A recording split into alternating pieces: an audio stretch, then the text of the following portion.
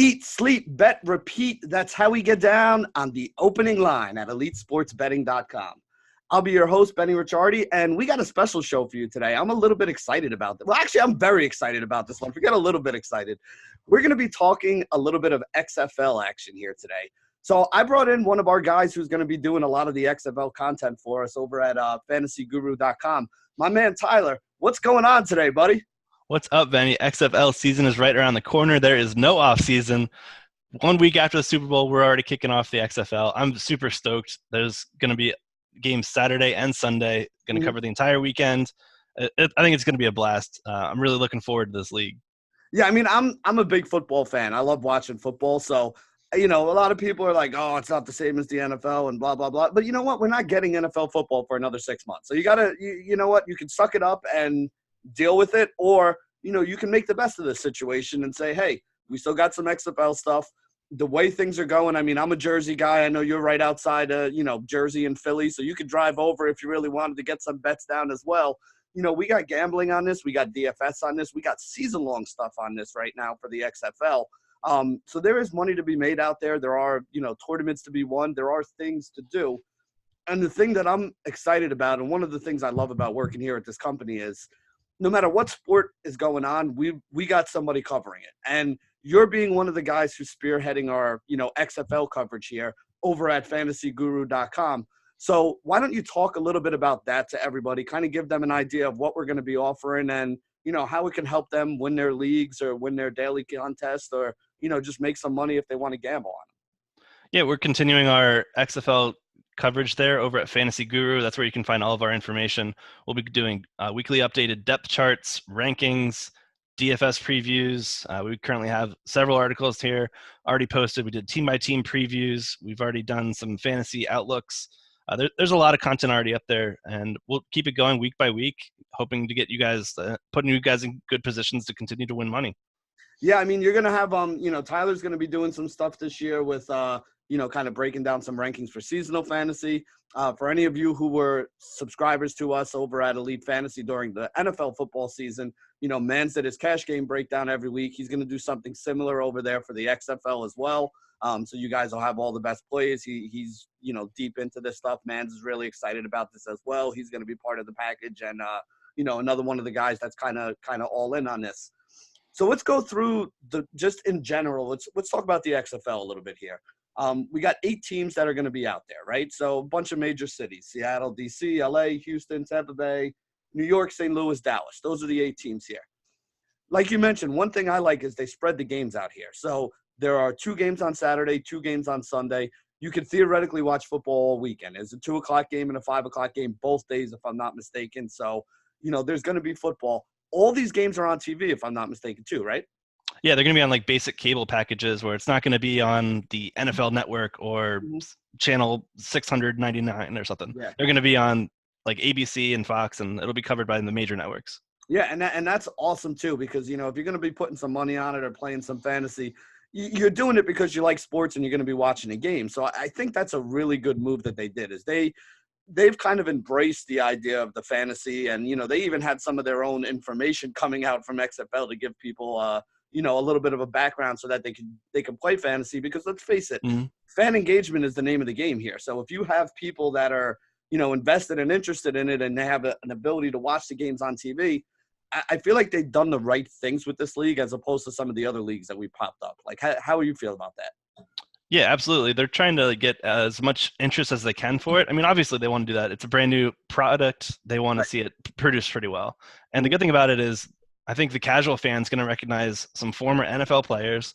They'll recognize some former collegiate standouts. They'll recognize, if you watch any of the AAF, there's going to be a ton of those guys recycled here as well.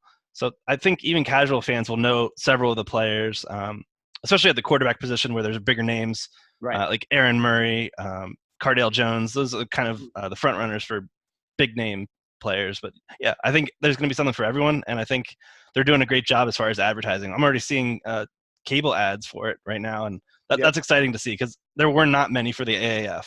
Yeah, and even in my area, like I live in the New York, New Jersey area, so I'm close to where the Guardians are going to be playing their game. They got billboards on the side of the roads right now. You go into like a TJ Maxx or a Walmart or something. They're selling Guardians gear in there already. They got, they're trying to get people excited about it.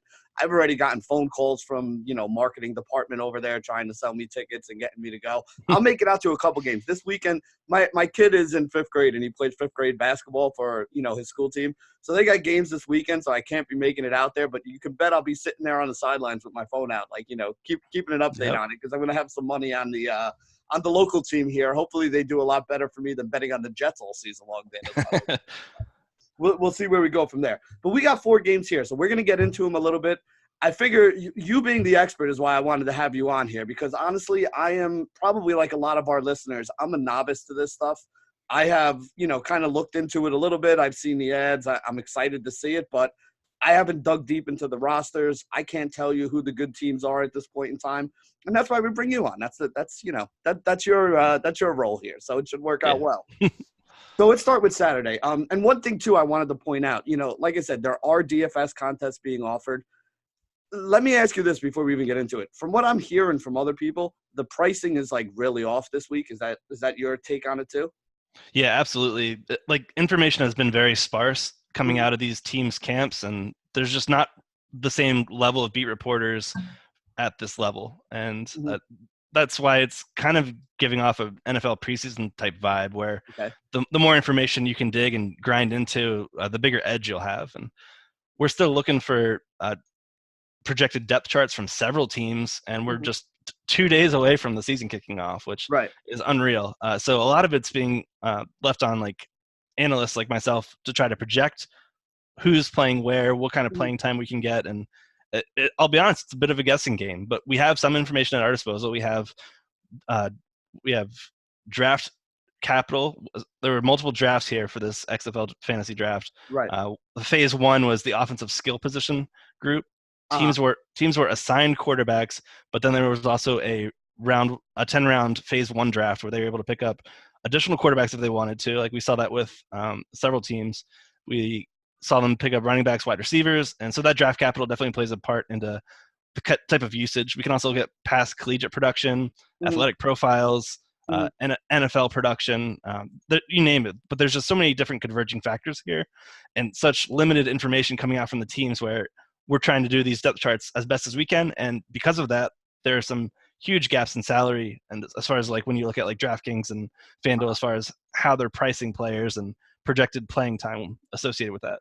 Yeah, and that's what I've heard from other people is like, it's even tough to spend all your money this week unless you're, actively trying to do it by going and getting in there. And even if you did actively go and try to spend all your money, you're probably not building the optimal team, because there are a couple guys that people said were just like severely mispriced based on, the expectations they had.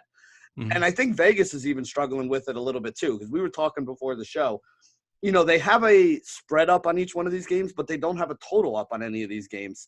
And I think that has to do partly with the rosters and also partly with the rules. Like, we don't know, the whole point of some of the rule changes that they made was to make these games a little more exciting, a little more high scoring, a little more fast paced in the NFL. So we may wind up seeing these be more like college scores or Canadian Football League scores or Arena League football scores for anybody who's familiar with those other leagues. I don't think we're going to get a lot of 23-14 games in this league. What are you thinking? I think it'll depend team to team based on the quality of play. So you're absolutely right in terms of pace. So the NFL has a 40-second play clock between plays. The XFL will have a 25-second play clock, and they're going to have mics in every player's helmets so that they're able to relay the play from the sideline to every single player at the same time to speed things up. The average NFL game had about 127 plays per game. The XFL scrimmages that they just did, they were around 173.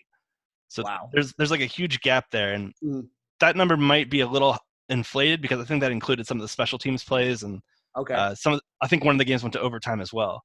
But even if that's dialed back to like say 160, that's still a ton of extra plays for these guys to rack up fantasy points. And that's like the biggest question here is the type of usage that we can expect. One of the things I've been struggling with is trying to determine if we're going to see RB1s get so like Ezekiel Elliott, as opposed to like two guys getting 20, one guy getting 25, one guy getting 18, and one guy getting 12 or something like that. Exactly, yeah.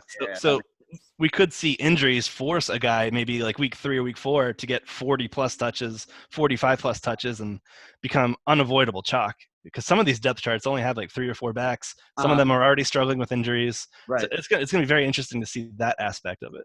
Yeah, I mean, well, even on the quarterback side, I mean, again, if you're Yeah. putting an extra 30 to 50% of plays out there, we've seen guys throw 40, 50 times in the NFL. We might see somebody attempt 60 passes here, maybe even more.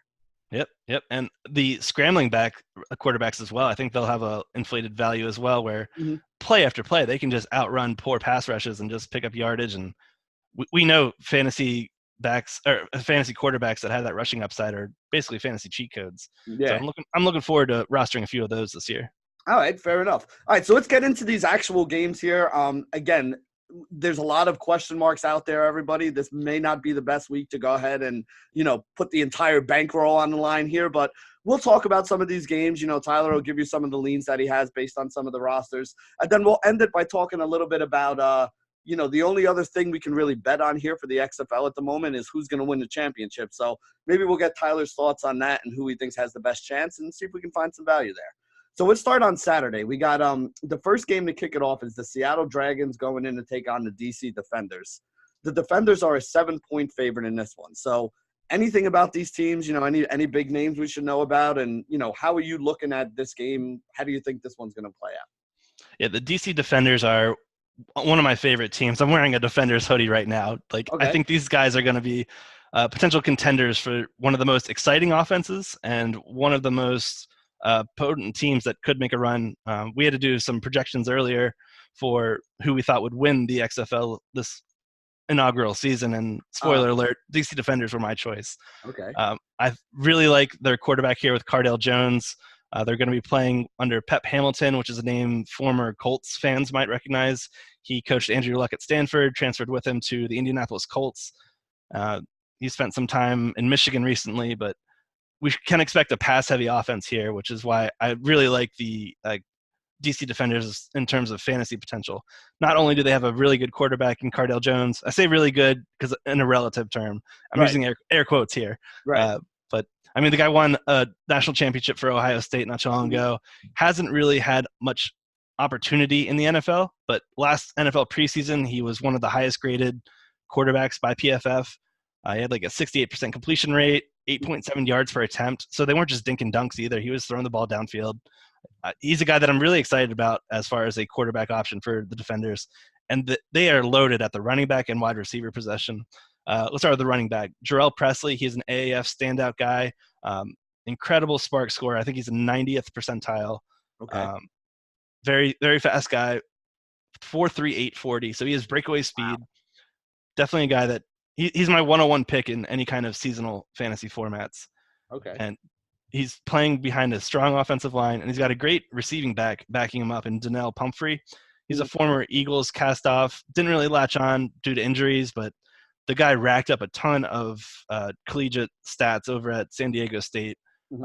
Very, very small Darren Sproles-esque type player. Okay. But he's got wheels, and he can make a lot of plays out of the backfield. They also have Nick Brissett, I think he was on the practice squad for the Patriots this past preseason. I think former LSU product, I believe. Big guy, but yeah, he's another grinder. So the running back position's pretty set there. And then at wide receiver, they have arguably one of the top wide receivers in the league in Rashad Ross. They traded for him prior to the season kicking off. Ross is a guy, if you played any AAF fantasy football, he was a league leader in pretty much every category. Top 3, I believe, in receptions, receiving yards, and touchdowns. Definitely going to be the go-to guy there. And they have some other really quality receivers in Eli Rogers, a former Pittsburgh Steeler, and DeAndre Tompkins, a former Penn State guy that has 4.3 speed. Okay. Like this squad is set up to put up points, rushing and receiving. So I like that balance, and I think that's why they're my favorite. Defensively, they're pretty good as well. They've got some standout guys. I think they're going to run a 3-4 defense here, but they're the most balanced team in my opinion. Them and I believe Dallas, the Renegades. We'll talk about them later, but the contrast here between the DC Defenders and the Seattle Dragons is very sparse. Like I think most books will have Seattle Dragons as the lowest win total of the year, probably around 3 wins, 3.5 wins. Yep. So Yeah, they're the long. I'm looking at the odds to win the championship. They're the longest odds by far to win the championship. Absolutely, and the the defenders are not going to get the highest odds, but they're my favorite bang for your buck play. Okay. So Defend, seven yeah, 7 points this weekend for them at home, 7-point favorites. Taking it. yeah. I took it at 6.5, but I'd be fine taking it at 7 as well. I think they All right. cover that. All right. So that's the first game for us there. That's the 2 o'clock game on Saturday. There's a 5 o'clock game right after that. The LA Wildcats, the Houston Renegades. These are two teams that are basically picked to be somewhere around the middle of the league, but Houston is a 5.5-point favorite in this one at home. So what are we looking at with these two, and any notable standouts on either one of these sides? Yeah, the big thing here is the injury to quarterback Josh Johnson for the LA Wildcats. He is arguably one of the top fantasy quarterbacks here in the entire Mhm. XFL, just because of his dual threat ability. Uh, the question, he had a thigh injury that kept him out of practice yesterday, so it's definitely something we need to monitor. If he doesn't play, it'll likely be Chad Canoff that comes in and backs him up. He was a 2017 Ivy League Offensive Player of the Year for Princeton. Okay. Had some high accurate past seasons with them, but it's definitely going to be a step back in terms of overall explosive offense. I mean, Josh Johnson's just going to be an exciting player to watch in this league, and I took these guys a week, maybe 2 weeks ago at that +5. I Uh, think it might be a little the spread might be different now, expecting Josh Johnson to play, but him being out, I might have burned some money there. This is probably one I might just walk away from. okay. Uh, just because unless we get definitive news on Josh Johnson, if he's playing, I'm happy to take them with the +4, +5, whatever you can get. Otherwise, I think the Houston teams, like the Houston squad, is another team that's pretty stacked. They've got Sammy Coates as their downfield wide receiver. He could arguably lead the league in every category as well. He's Mhm. going to be a first round fantasy pick in any kind of seasonal type formats. But the reason why Houston is like going to be such an exciting team is they have a head coach in June Jones, who Ah, has had a name that yeah, I will know ring that a name. bell. Yeah, that's what I said. There's going to be some names that you guys are going to recognize here, like, NFL cast offs, former college guys, like things like that, both on the player and the Yep, coaching side in this league. yep. Explosive offenses under Jones, and he's got I believe it's going to be Philip Walker who was given the starting nod here.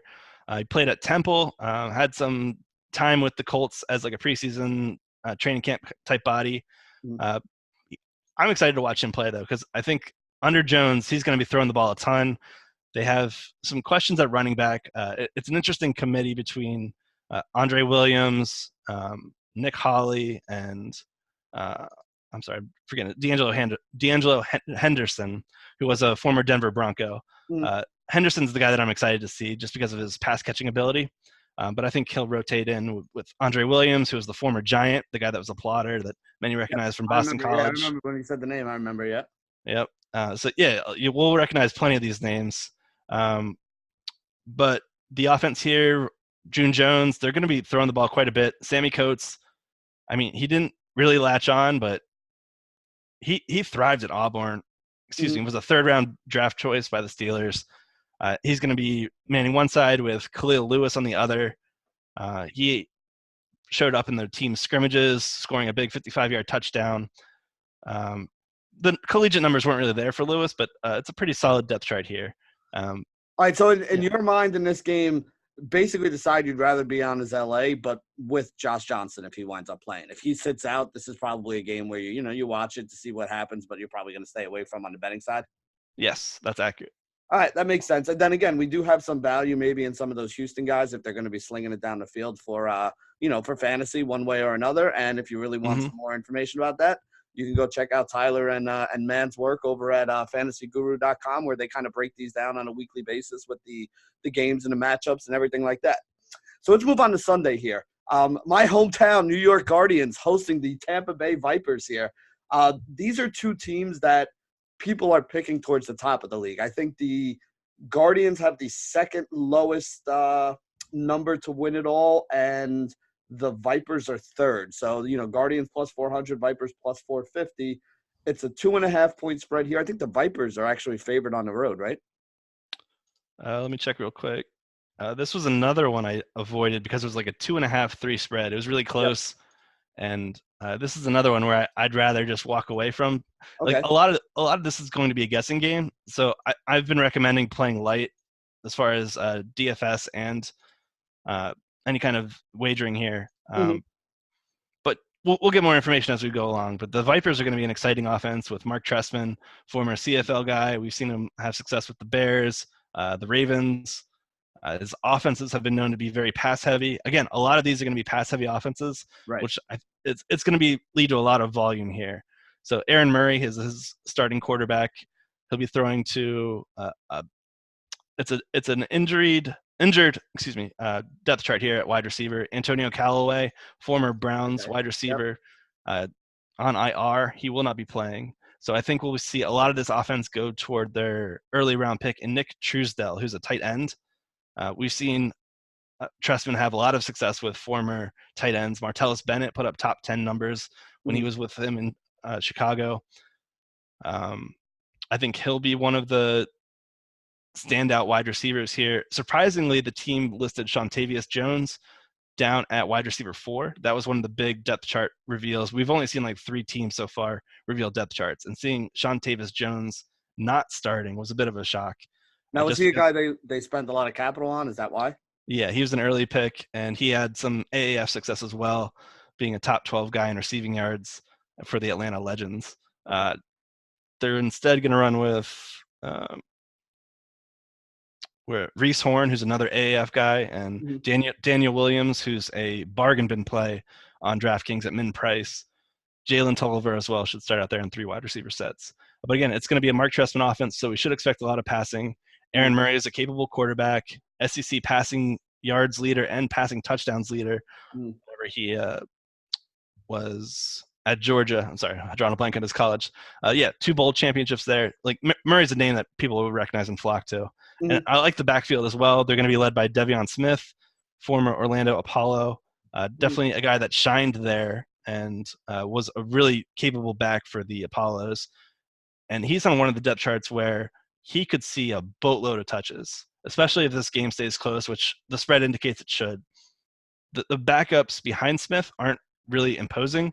Like Okay. I really like that. I think he's going to be a great value play in terms of DraftKings for a salary. Yeah, and you might get like again, we talked about it at the beginning, like this could be like a 25 touch thing, maybe even more than that. Like they're probably going to be, in a typical NFL game, maybe there's 30 running back touches per each team. There Hmm. could be, if you're, 40-50% more plays here, we're talking there's going to be 40-45 running back touches. If you get a guy getting even 66% of that, that's 30 touches. That's a lot of touching of the football, and that's a lot of Yeah. chances for him to score fantasy points, PPR especially, things like that. So that's interesting there. So you're staying away from this game, but come on, it's my hometown team. If Yeah. you have to pick a side, is it the Guardians or is it the Vipers? If you had to pick one. We'll go with the Guardians because Okay. I like the offense here. They're running with a Kevin Gilbride offense here. He's former New York Giant guy. Should ring Mhm. a bell around your area. Yep. We'll see him roll out Matt McGloin as their starter, former Penn State starter. Remember him too. Yep. He did serviceably for Penn State, but never really panned out for. I think he played for the Oakland Raiders for a little bit. Mhm. They have Marquise Williams, who's another electric quarterback. He's a guy who kept Mitch Trubisky on the sidelines at North Carolina, Mhm. but he's their QB2. Maybe we'll see him involved in some of the double pass rules that they're implementing. Yeah, I Uh, saw so, some of those. yeah, one of the cool things they're doing, instead of a point after attempt with a kick, they're giving teams the option to either score 1, 2, or 3 points. And Yeah. they're going to be from the 2-yard line, the 5-yard line, and 10-yard line, respectively. Yeah. So I think we could see a lot of these versatile players rolled out during those kind of packages. That's why I'm kind of leaning towards going with uh, creative offensive coordinators and creative head coaches and Okay. capable pass throwers as the teams you want to lean on early in the season until we get more information.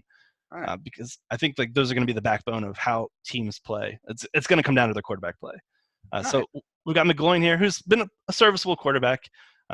He's got some decent receiving options, but they got hit with injuries as well. D'Angelo Yancey on IR, Yeah, I don't like to hear that. Tanner Gentry on IR. Uh, yeah, it's led to Teo Redding. I think he'll be a surprise player that surfaces up the depth chart. Maybe a wide receiver too. Um, But So they're this is, I mean, it makes sense here why they're the underdog then. I mean, they got a bunch of injuries to guys who you would have expected to have some roles on this team. So, even though they're the home team here and one of the favorites to win the whole thing, one of the teams that are up there towards the top, it makes sense why they're 2.5-point underdogs in this one. yeah, So they do have one of the best exciting players though in Mikhail McKay. I did want to mention him before we moved on. Yeah, go ahead. His nickname is Big Play McKay, and if you watch any of the AAF, he had a ton of YouTube highlight reels where it was just him dancing in the end zone because he can score at any time. So Okay. I think he'll be a great addition because McGloin is not a quarterback that is afraid to throw deep. Like he had, I think it was over a 16% deep throw rate, his most used season in with the Raiders. So he should be throwing to McKay deep pretty often here. Then they've got another AAF guy and Tim Cook as their running back. He should be their volume 2 down specialist. But yeah, McKay is a guy that I think fantasy guys will want to keep an eye on. All right, so I'm making a note of that to make sure I got some of him in my player pool here for my DraftKings lineups. All right, so we got one game left to talk about here. We got St. Louis Battlehawks, who are down there with Seattle as one of the teams that are towards the bottom of the league and projected, performance this year, going up against the Dallas Renegades, who are the favorites to win it all here. Lowest number on the board, which we'll talk about here in a minute. You said you wanted to get into this team a little bit earlier. 7.5-point favorites over St. Louis. The Renegades, they that good? Yeah. Here's the thing with Dallas, though, is they're likely not going to have their starting quarterback either. Landry Jones, another name you probably recognize as well, former NFL quarterback for the Steelers. I think he injured himself early January, so he had a 4 to 6 week timeline. Very questionable for week 1. I don't believe he'll be playing, but that's not definitive yet. If he does not play, we'll see Philip Nelson roll out instead. He's a former East Carolina quarterback. He had some success in the AAF, but it's a downgrade for sure without Landry Jones there. The offense is going to be. Do you still think they deserve to be 7-point favorites then? I'm kind of stuck on this one. I think their team is just so much better that as a whole, I think they're going to be fine. Okay. I think they'll just lean heavily on Cameron Artis-Payne, another former Carolina Panther back that should ring a bell. It's under Bob Stoops' offense and Hal Mumme, who did a lot of air raid offenses in his time in the collegiate ranks. So that's why I think we're going to see Philip Nelson have some success here still, despite not getting Landry Jones at the starting quarterback. But yeah, they're going to lean on Cameron Artis-Payne. I think that he's going to be a building block for DFS plays just because they're starting quarterbacks out. The spread's in their favor. They should just run the ball heavily, I think, and have success doing it. His backup, Lance Dunbar, former Dallas Cowboy receiving guy, he's also banged up as well. He might be out. So between having their QB1 and RB2 out, I think we could see Cameron Artis-Payne be a cash game fixture. The team has a terrific wide receiver 1 in Jeff Badet, maybe Badet. I don't know how to pronounce it. But the guy's got blistering, I think it's 4.26 speed or something like crazy like that. He played at Oklahoma under head coach Bob Stoops. So they've got some rapport there. He knows how to utilize him best. Jazz Ferguson is a 6'5" guy. He is, I think they're wide receiver 4. We saw Freddie Martino and Flynn Nagel, their slot guy, get ahead of him as far as on the depth chart. One other interesting player they have, though, is Donald Parham. He's 6'8", 237 pounds at tight end. I think he's going to be a red zone beast for them. Yeah, I mean 6'8" to 6'8" doesn't make sense. That's the kind of guy that you just say, hey, go post up down there and we'll throw you an alley oop and you go get it and get a 6 out of it. So not a bad deal. So the last thing I want to talk about here before we go on is the only other thing we can really bet on here. I mean, so far I haven't seen any props pop up here. I haven't seen any totals pop up here. My guess is maybe after the first game, once we have a little bit of data and stuff that they can start making some reasonable assumptions about, maybe we'll be able to bet on some of that stuff. But the only other way that we're able to get money down on the XFL right now is who's going to wind up being the league champion. So Dallas is the shortest odds at 350, followed by New York at 400, Tampa Bay at 450, DC at 500, who you mentioned before, LA at 650. And then you have 3 teams that are like, a pretty big jump from there. Houston is plus 900, St. Louis is plus 1,000, and Seattle is plus 1,200. So you kind of already tipped your hand when we talked about DC that's probably where you think the most value is. But, let's talk about these a little bit. I mean, again, you mentioned Dallas and how they have a lot of players that you like. You mentioned DC as being a team that you like. Which of these teams do you think offer us, some value and have the best chance? Is there any of this that you don't agree with as far as the odds go? Yeah, I think the smart money is definitely going to be on Dallas. They look like one of the more complete teams. Potent offense as soon as Landry Jones gets back. I think they're going to be a team that could definitely post arguably the top regular season record, and that's why I think they have the best odds here. They're well built offensively and defensively. So that's why you're getting them at plus 350. You're getting plus 400 on FanDuel Sportsbook if you can play there. Ooh, nice. So worth shopping around. DC Defenders plus 500. They were at like 700, 800 a few days ago, maybe even a week ago. I think it was when I hit it. They've climbed up because they were clearly mismarked here. I think plus 500 is a little bit better for them, but it's still like one of my best value plays here, considering they're the fourth team here listed. Yeah. I think it's a great value play there.